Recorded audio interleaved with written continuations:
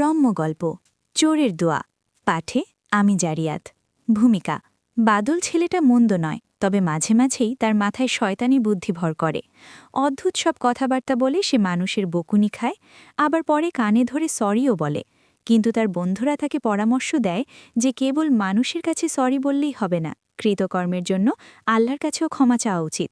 এই দুষ্টুমি আর সরলতার মিশ্রণে থাকা বাদলের জীবনের একটি নাটকীয় ঘটনা নিয়েই গল্পটি এগিয়েছে। মূল কাহিনী, বাদলের হঠাৎ শখ হলো একটি জিন্সের প্যান্ট পরার। পকেটে টাকা কম থাকায় সে বড় বড় দোকান বাদ দিয়ে ফার্মগেট বাসস্ট্যান্ডের পাশের ফুটপাতে প্যান্ট খুঁজতে যায়। সেখানে এক হকারের সাথে তার বেশ জম্পেশ দরদাম শুরু হয়। ১,০০০ টাকার প্যান্ট নিয়ে হাস্যকর সব তর্কের পর দাম এসে ঠেকে ৪০০ টাকায়। কিন্তু বিপত্তি ঘটে ঠিক যখন বিক্রেতা প্যান্টটি ব্যাগে ভরে বাদলের হাতে দেয়। টাকা না দিয়েই ব্যাগটি ছোঁ মেরে নিয়ে বাদল দেয় দৌড়। তবে বেশিক্ষণ পালাতে পারে না সে, একটি রিকশার সাথে ধাক্কা খেয়ে পড়ে যায়। দোকানদার তাকে কলার ধরে ধরে ফেলে রেগে চিৎকার করে বলেন, চুরি যদি করবি তবে এতক্ষণ দামাদামি করার কী দরকার ছিল? বাদলের উত্তর ছিল আরও অদ্ভুত।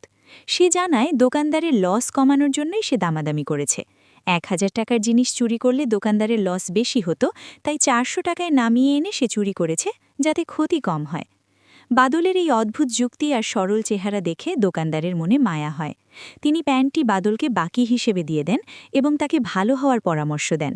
উপসংহার, গল্পটি শেষ হয় এক গভীর উপলব্ধি দিয়ে। দোকানদার যখন তাকে ক্ষমা করে প্যান্টটি দিয়ে দোয়া করতে বলেন, তখন বাদল প্রশ্ন করে, চোরের দোয়া কি কবুল হয়? দোকানদারের উত্তর ছিল ইতিবাচক। মানুষ কি সারা জীবনই চোর থাকে? তওবা করে সঠিক পথে ফিরে আসার সুযোগ সবারই থাকে। এই রম্য গল্পের আড়ালে লেখক মানুষকে ক্ষমা করা এবং সংশোধনের সুযোগ দেওয়ার একটি সুন্দর বার্তা দিয়েছেন। একটা লাইক, শেয়ার, সাবস্ক্রাইব আশা করতেই পারি। কি বলেন বন্ধুরা?